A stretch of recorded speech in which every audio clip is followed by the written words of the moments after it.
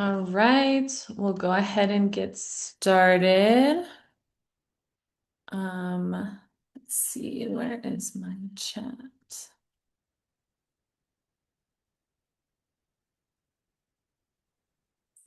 So I am dropping the link to that artist in the chat. Hataałii, that was Buckskin Boy by Hataałii. He's a Dene like rock artist from Winter Rock, Arizona, now based in New York City. And he's also my cousin brother, so gotta put the plug in. Yeah, so hello, yacht everyone. Shea Kendra Besenti Inishia Adonna and Nishinigi a Titnajini Nishle do Belagana Bisbichai Bashichin Todlini Dashiche do Belagana Dashanele. So welcome, good morning, good afternoon, everyone. Thanks so much for spending some time with us. My name is Kendra Besenti. I'm Dene, and I'm the Cultural Program Manager here at BLIS. And I've helped build the Sovereign Futures Talent Network, which we'll get into a little bit more, but from really an idea and aspiration to a program that we're so excited to launch, bring to our community, support our relatives in Indigenous Sovereignty and Justice movement spaces. So, yeah, excited to bring that to you all and tell you all a little bit more about what the Talent Network offers. Before we jump in, I'd love to get a quick sense of who's joining us today. Um, Let me share a. Oop. Mhm. I'm going to share a quick poll to everybody. Oh, Trevor, I think you might have to do that on your end. If you go to polls and quizzes, go ahead and share that first one, poll number one. Cool, yes. So, which best describes you?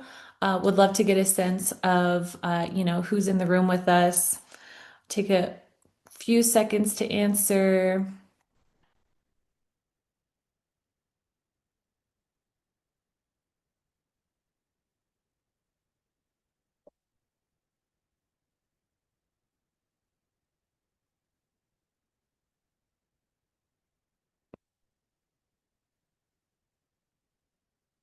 Can you see that on your screen, Trevor? Yeah. Okay, I cool. think when I end it, I can share the results. Okay, sweet.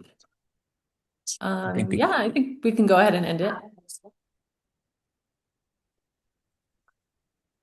Nice. Okay, so got some partners in the room, job seekers, folks just learning more about the talent network. So exciting. Looks like we have a good spread of folks joining us today. Yeah, so as we move through the webinar, really feel free to use the chat to introduce yourself, where you're located, maybe what industry or background you bring to the space, maybe what you're looking to get out of the talent network too. And we'll have some time a little later for folks to come off mute, introduce yourself, and maybe ask some questions. Um, yeah, so well, I'm excited to have each and every one of you here to learn more about the Sovereign Futures Talent Network. With generous support from the Kellogg Foundation.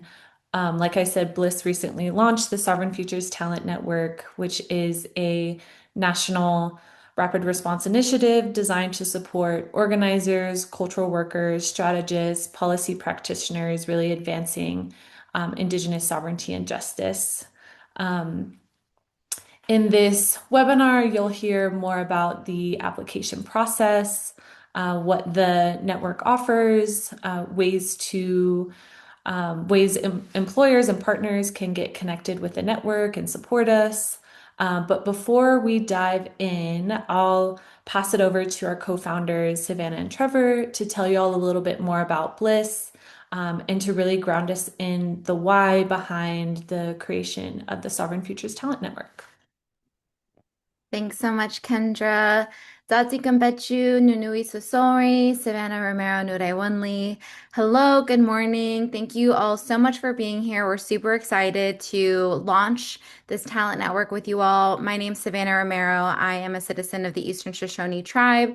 I'm the co-founder of the BLIS Collective, deputy director, and I'm calling in from Coast Salish Territory, also known as Seattle, Washington. And I'll pass it to my co-founder, Trevor.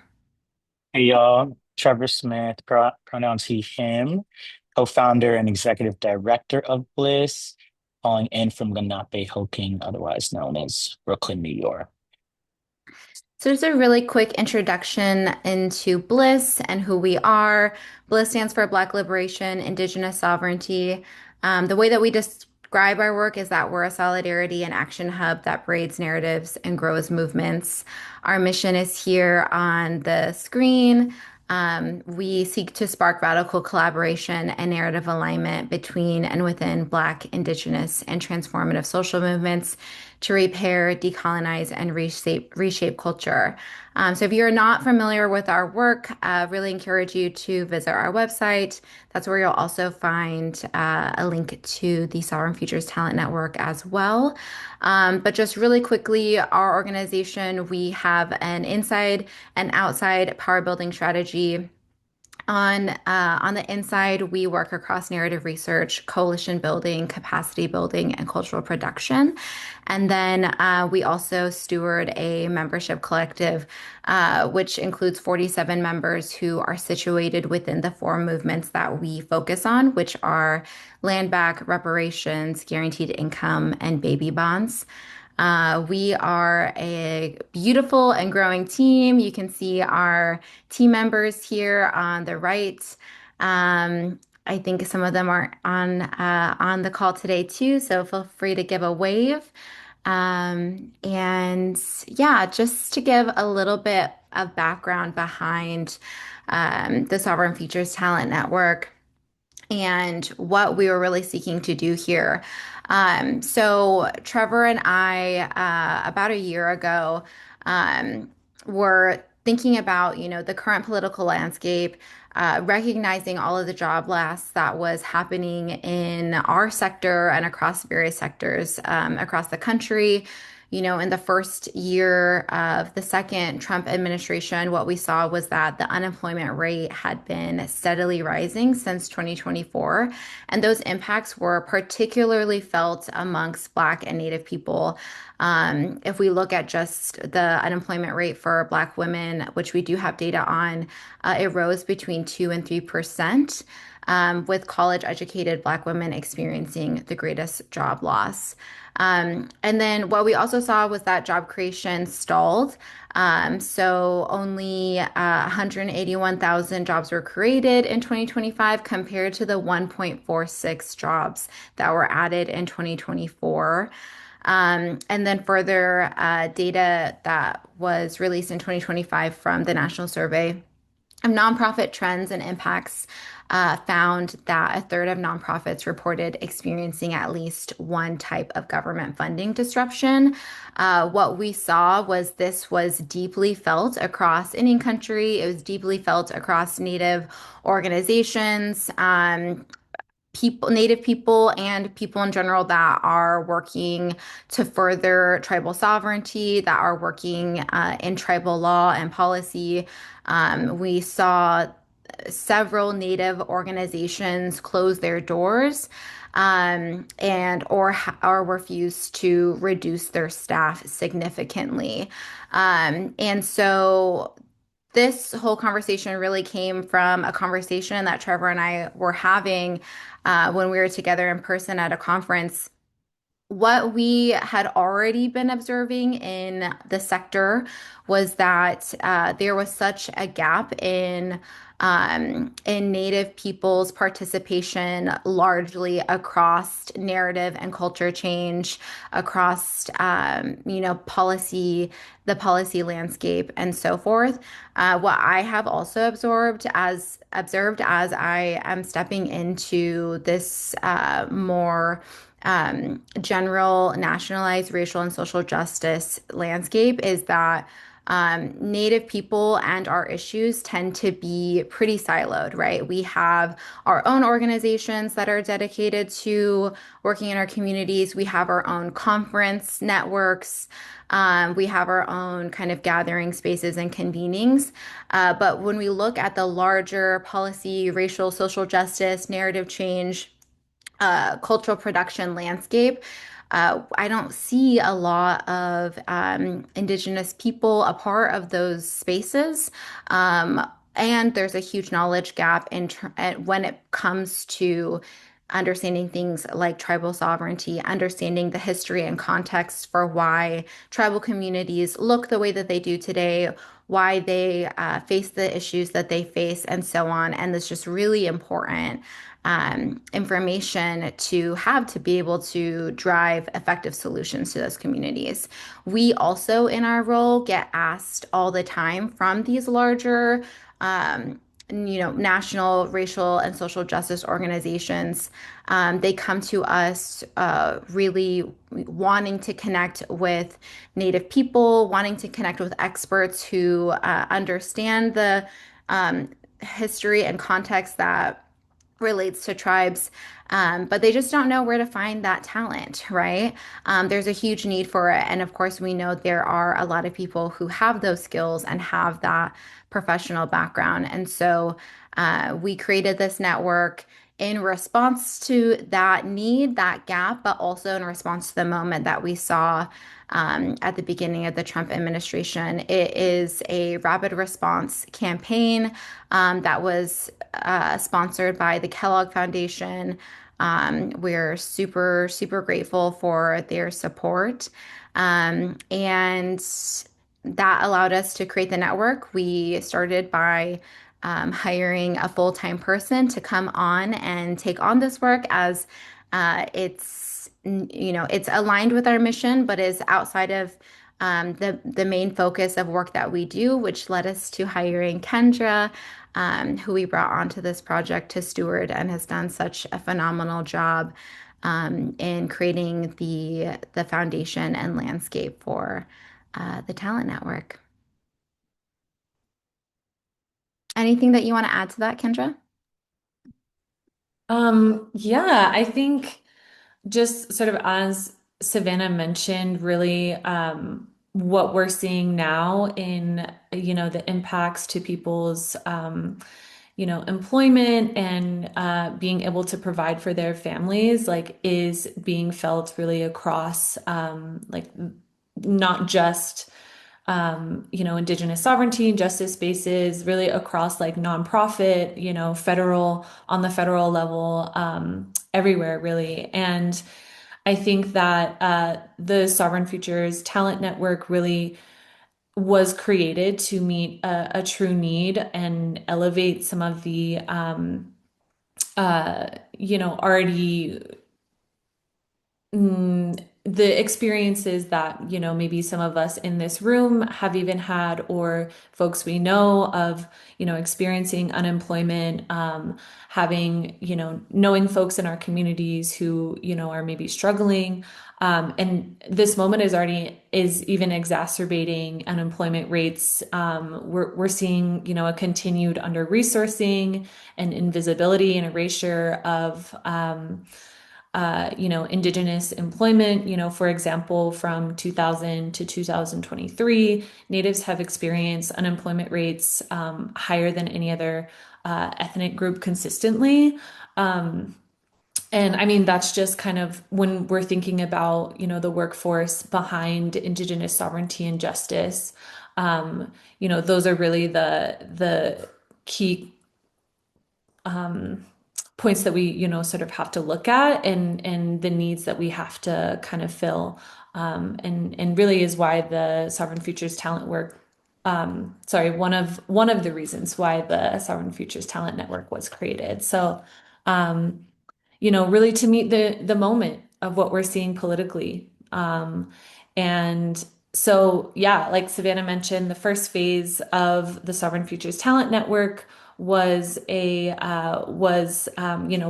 a full-time person into BLIS to really hold this work. And one of the first things that I did was actually a listening tour. So, gathering data from focus groups, folks in Indigenous sovereignty and justice spaces who have experienced job loss or disruption. So, hearing from folks directly who have been impacted, really grounding in community. And making sure that we develop the talent network with community needs and experiences in mind, and asking the question directly, like, how can we best create the talent network to support you? So our hope is to offer the talent network as a 1 year rapid response initiative at as a no cost resource to help sustain the people who sustain movements for Indigenous sovereignty and justice. So I'll get into a little bit more about the talent network. So it is designed to support organizers, cultural workers, strategists, policy practitioners whose work is vital and central to Indigenous sovereignty and justice. Because this is a rapid response initiative with a hyper focus on alleviating some of the current challenges we know are happening, we're looking to resource and support unemployed or underemployed workers committed to movements for Indigenous sovereignty and justice who have experienced job loss or disruption in the past 18 months. So we're inviting individuals to apply who have experience in Indigenous sovereignty and justice, land stewardship and reclamation, Indigenous cultural revitalization. And those are, yeah, really our focus areas for the network. I am curious for the folks in the room, which of these areas best describes the work you do or maybe hope to do? Trevor, if you wouldn't mind, there's the poll number 2. Awesome, thank you. So please take a few seconds to answer that.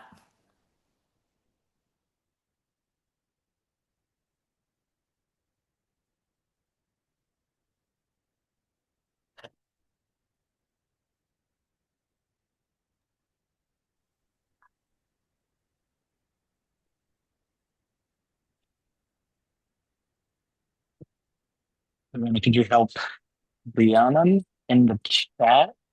I'm about to end it. Yeah. We got about 65. Boom. There.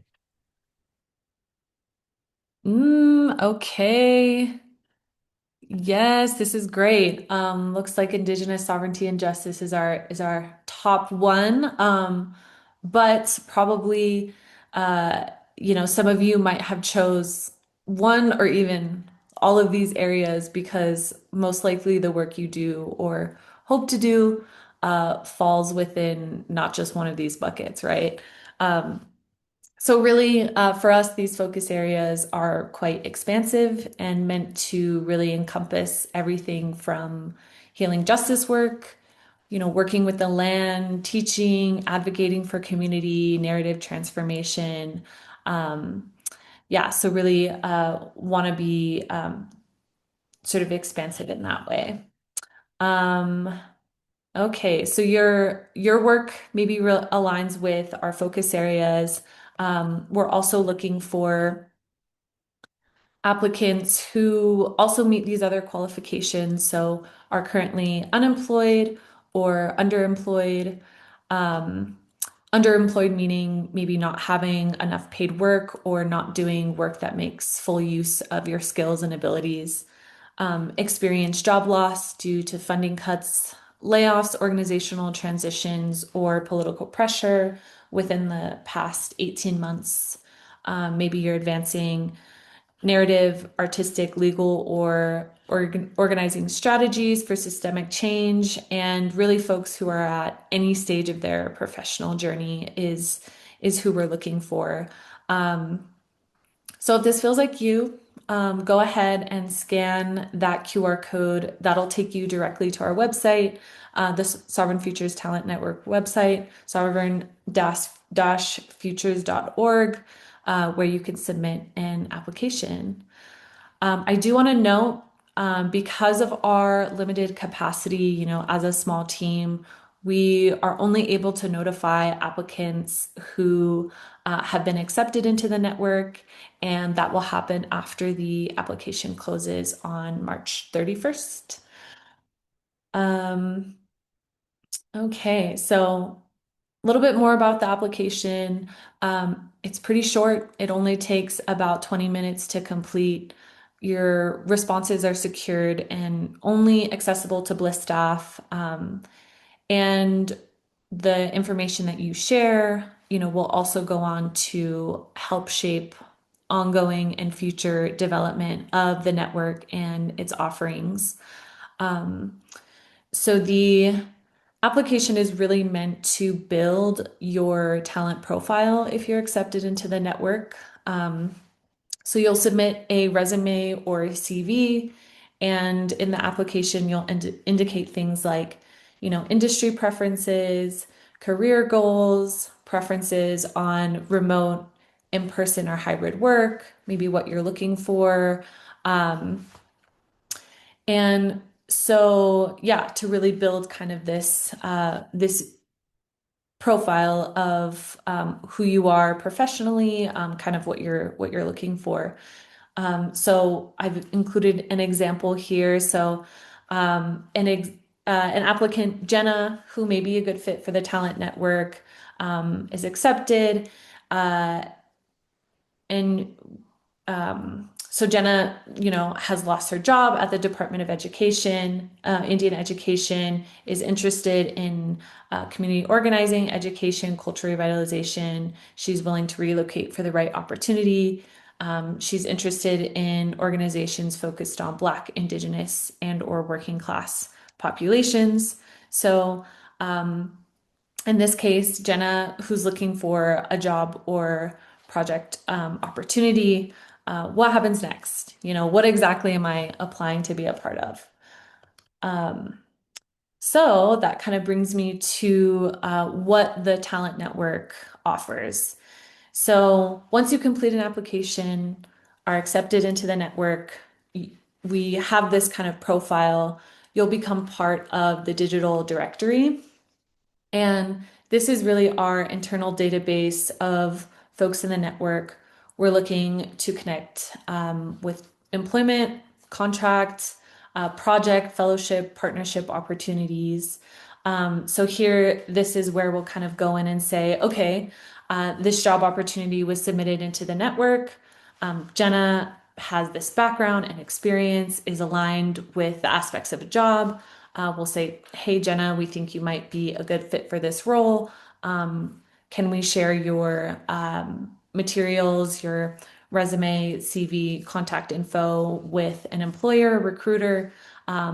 So hopefully we can get folks, securing job opportunities, things like that. So then folks who come into the network are accepted, are in the digital directory, but can also opt into our virtual community space, which is hosted on the Mighty Networks community platform.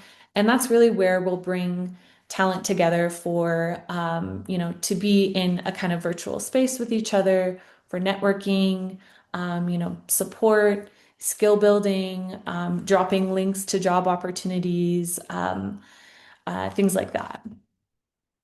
And then the kind of third bucket of the Sovereign Futures Talent Network is maybe more of this kind of experimental space of talent cohorts. So depending on who we accept into the network, that will kind of influence the vision of this talent cohort space. But really, it's a space for more targeted collaboration and support.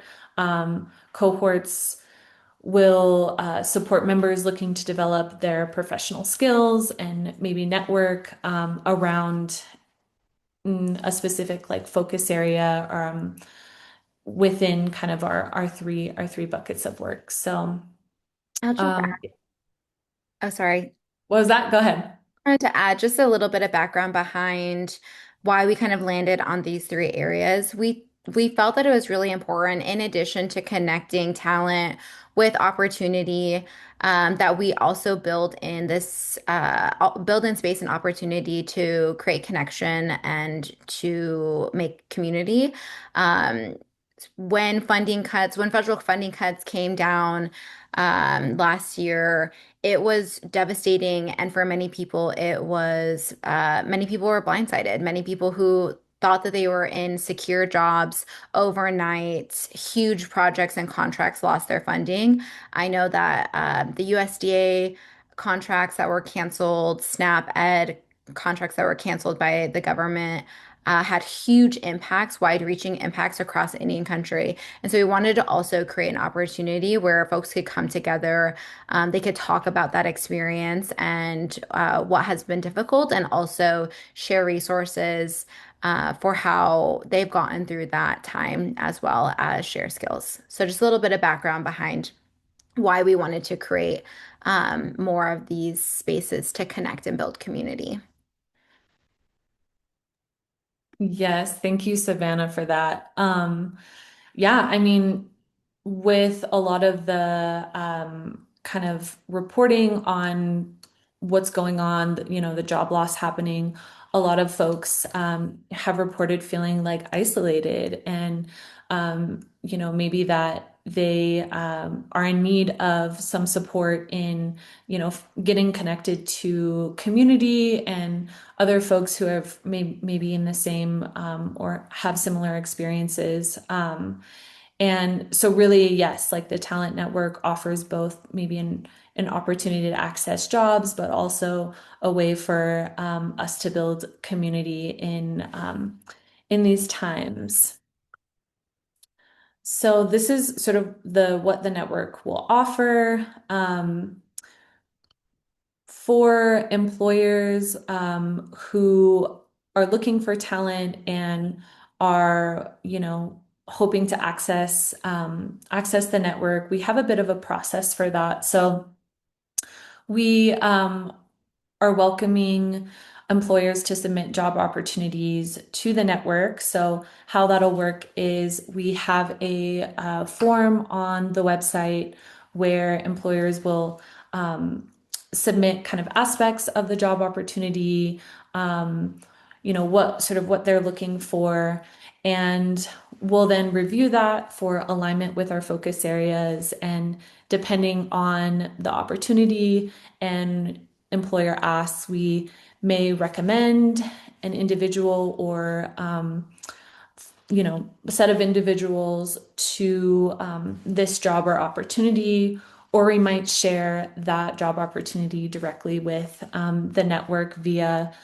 the Mighty Networks platform, the community space, and yeah, so you can go ahead and submit opportunities through that way.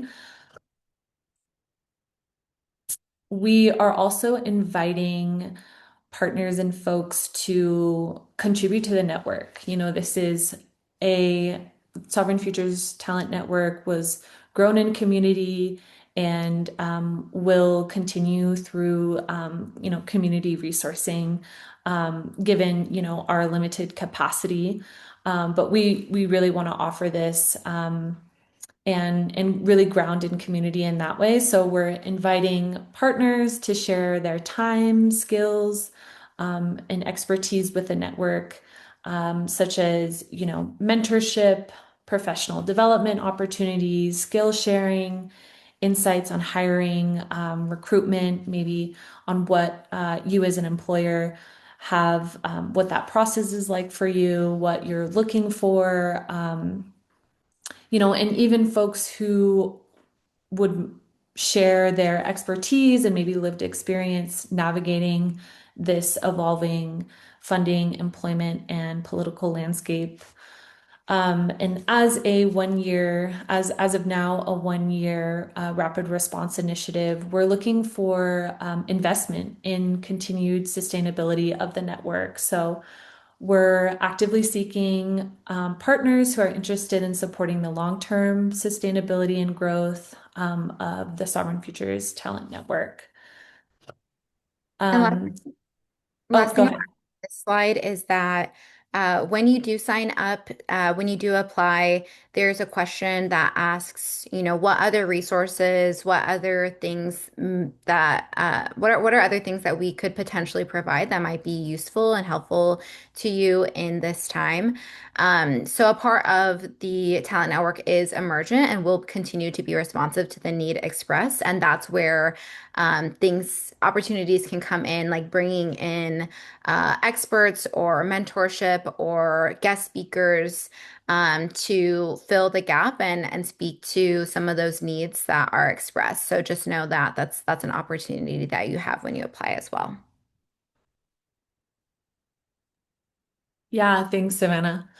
So I'm seeing a question in the chat from Angela. Are you going to vet employers, partners, and opportunities for mission alignment in not just the talk, but the walk? One problem I've seen is BIPOC folks, especially women, leaving organizations with toxic/unsupportive cultures. So I now wouldn't recommend any opportunities those organizations have available. Um, I really appreciate this question, Angela. I think that this is like one of the biggest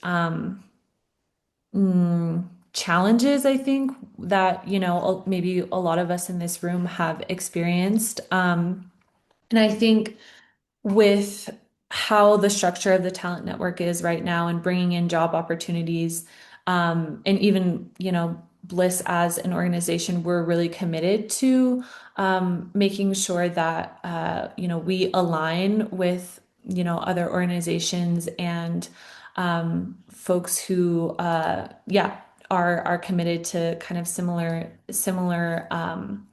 protection and support of our communities. So I think I'll answer this question in one of two ways is that we are really acting as kind of a connector of job opportunities. So funneling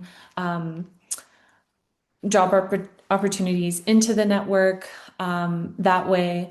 So I think, things that we come across that maybe we don't necessarily have all of the background and context, that's really where we might even rely on the folks in our network to be able to be in conversation about their experiences or to offer, a little bit more insight into an opportunity that is presented.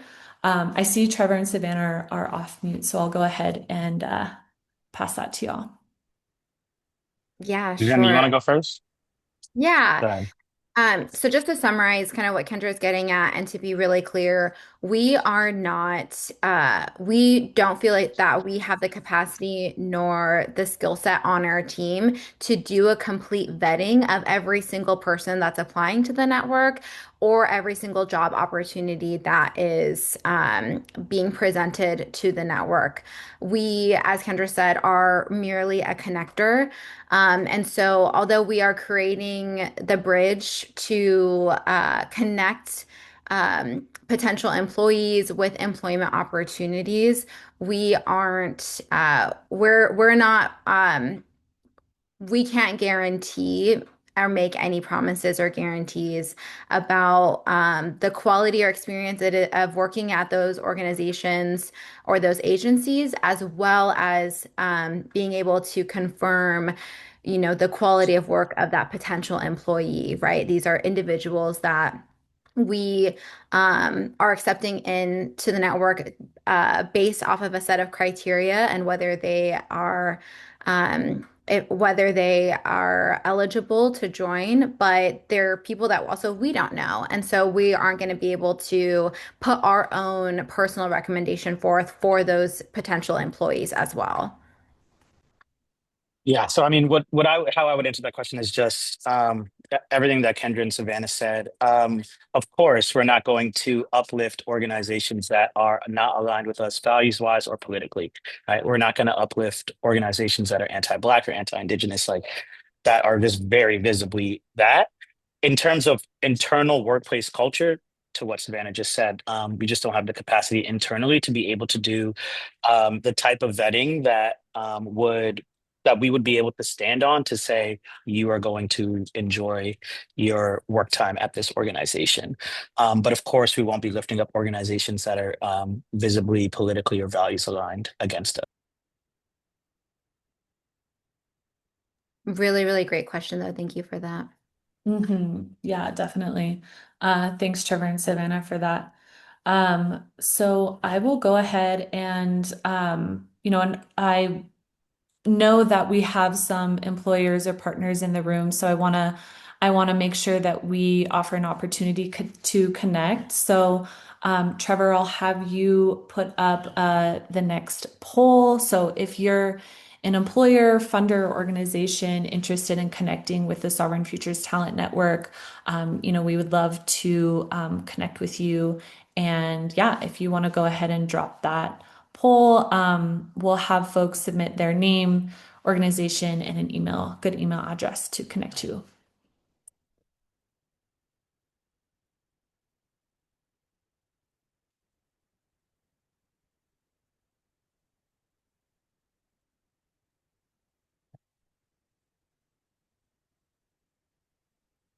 Cool. I'll give a few seconds for that.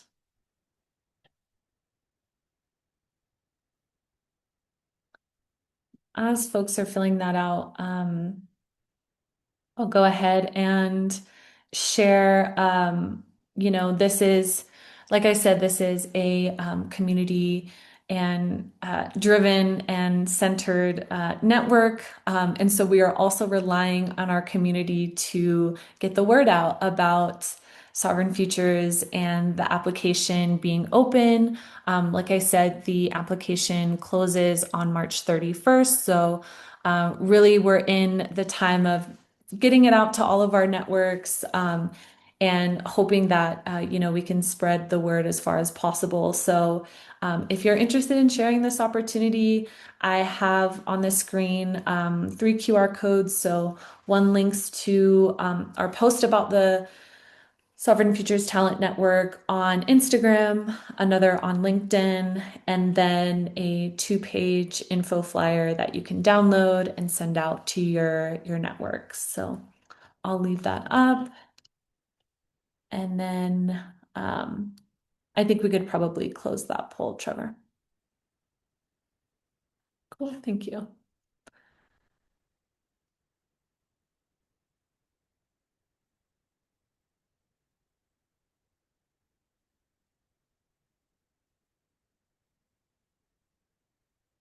All right, and that brings us to the end of this portion of the webinar. Thanks so much for hearing a little bit about what we're offering, and I hope that got y'all excited and interested in maybe applying to the talent network or becoming an employer or partner to the network. So feel free to contact us. I have our email on the screen, info@blisscollective.org. We're going to go ahead and move into the Q&A portion of the webinar. So really want to make time for folks to ask questions. Also come off mute. Feel free to introduce yourself. Would love to hear a little bit about maybe what you're looking for. So let's bring some voices into the room. I see Katie has a question. So Katie, would you please come off mute and maybe if you can, and say your question out loud and introduce yourself? We have about 20 minutes, so we have some time for some conversation. Yeah, I'm comfortable with that. I mean, I don't know what I look like, but yeah, I'm in Minnesota, so things are hectic here all the time. And the thing that matters the least to me right now is like what I look like, I found. So, eventually I'll get back to that. So my question is that I've moved more into like a contract worker role over the past few years, and I'm not a full-time employee, and I haven't been for over 18 months with anyone really. So I'm wondering if that just like disqualifies me from this exact program you're all are doing right now. Yeah, it's a really great question. The short answer is no. We were really intentional about having language that spoke to both unemployment and underemployment. As we know, many people do work from contract to contract, right? May not have a full-time position somewhere, may, piecemeal opportunities. So, this network is to uplift not only full-time positions, but also part-time positions, contract work, fellowships, really any kind of opportunity that brings income in to individuals and to families. And so, yeah, that's why we have underemployed in the language. Perfect. Yeah, I just wanted to make sure that I was clear. It looks like I qualify on all fronts, but sometimes it's harder for me to tell. So I just wanted to make sure to check. Thank you. You're welcome. Any other questions?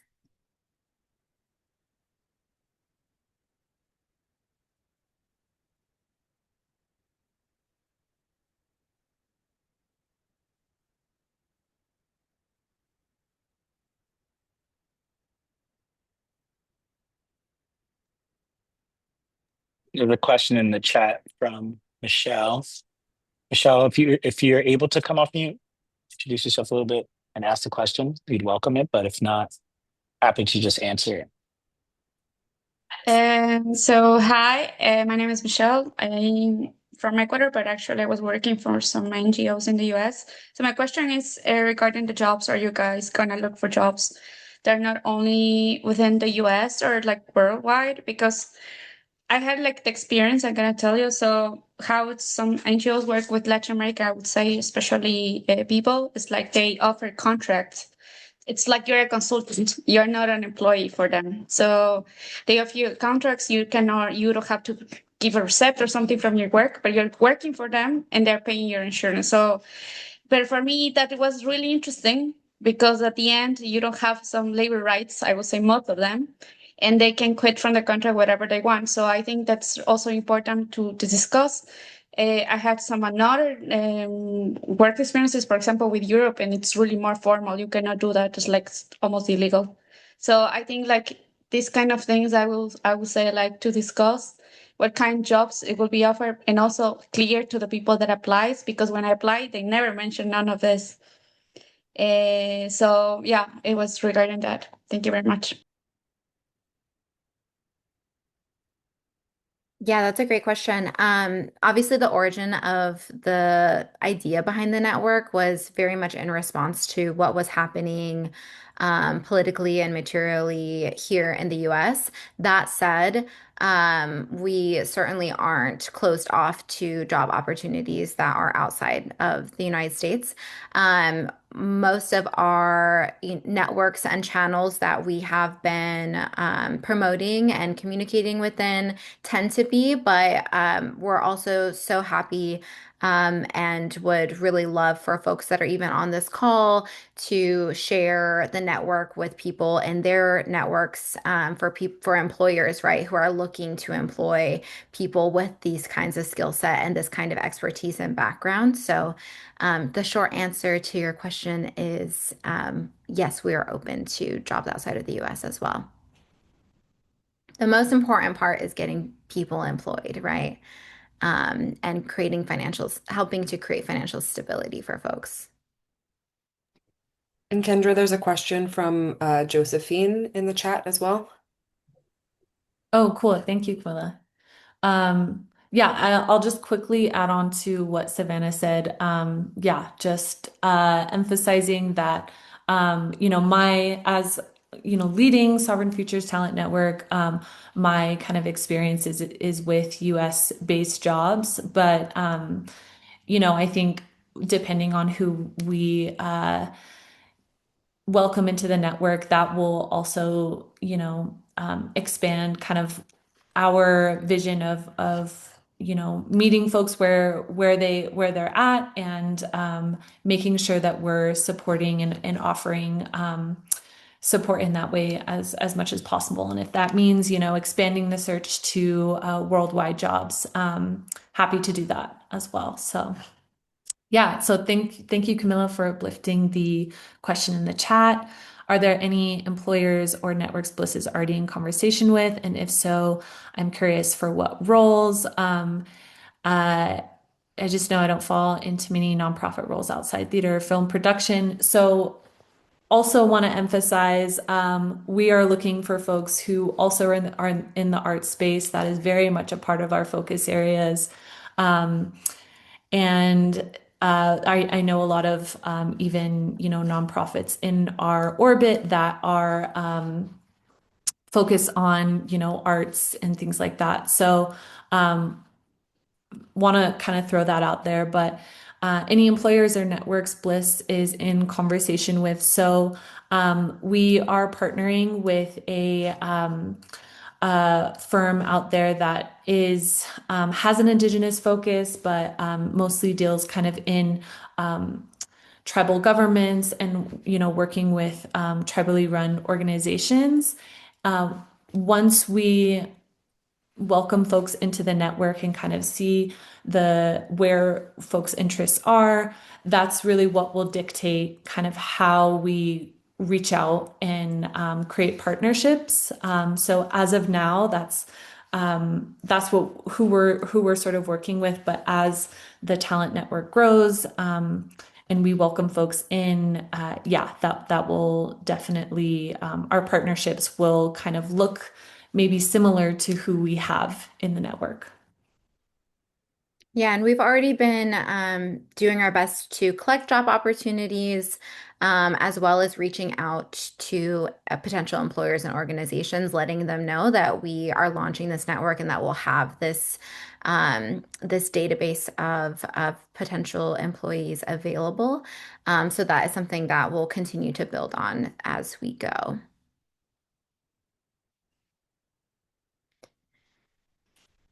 It looks like Richard has a question in the chat. Richard, are you able to come off mute and ask the question? Yeah. So I'm driving, but yeah, I'm fine. So, I've mostly been a data science contractor for tribal governments and tribal organizations. Um, I uh, I am curious if what your networking like reach gets out to. Like if you so they might be slightly intrusive. Like I might be asking, more in the weeds types of questions. But I'm curious how far your network is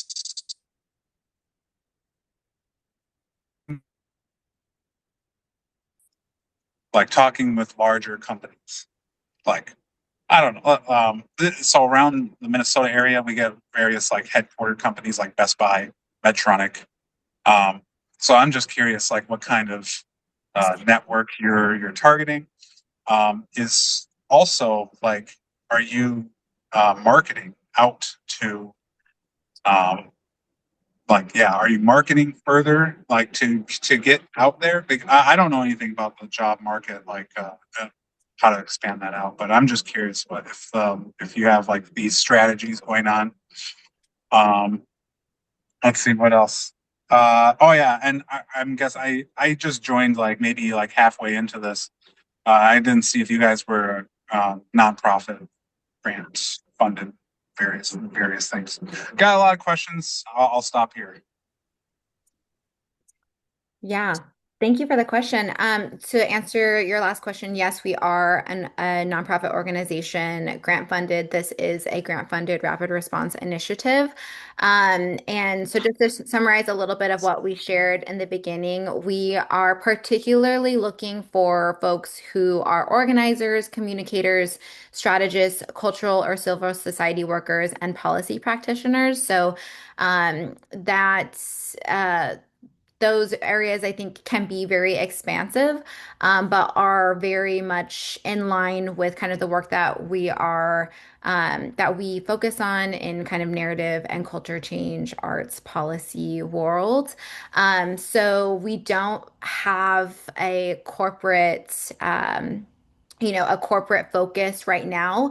Again, because the reason why we created the network is we saw so many organizations that are focused on Native, furthering tribal sovereignty shut down last year, or narrative change, or working in cultural organizing spaces. So because that's the world that we work in, we felt equipped to be able to close that gap. That's not to say that if there was a company who had a job opportunity and they were really looking for someone with the skill set of the folks that we will be having in the network, that we wouldn't share that opportunity. It's just not necessarily a main focus of this network. And then just to speak to a little bit about what we're doing to promote the network. We are taking into consideration media and PR. We'll be having, interview with news outlets next week. We're sharing across all of our networks and channels and social media, as well as reaching out to larger national organizations that have even larger networks than us that work in aligned or parallel spaces.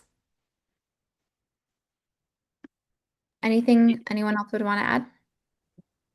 Yeah, thanks, Savannah. I'm actually dropping in the chat a link to Astro Hire, which maybe aligned a little bit more with some of the things that you brought up, Richard, which is so they sort of deal in kind of commercial enterprise spaces, executive search roles,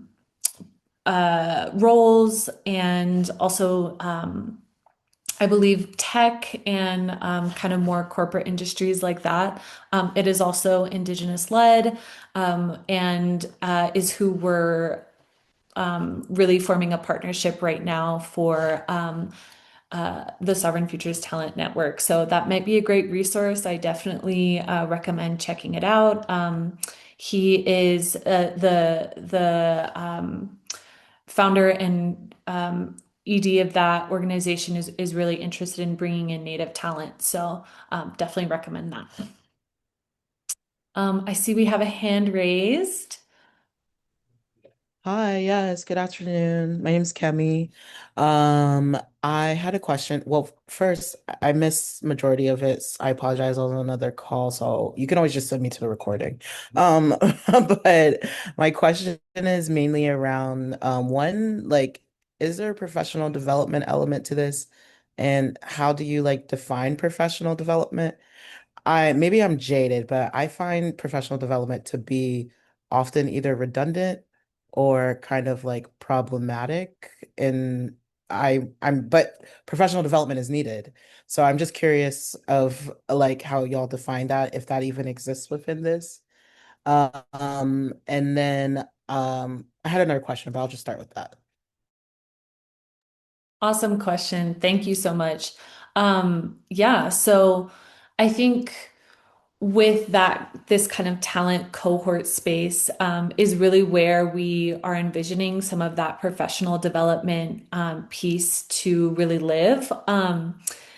But I will say that that will sort of be shaped on what folks indicate in the application is really what they're looking for in terms of specific professional development. So that could look like, career coaching or resume building or, facilitation training skills.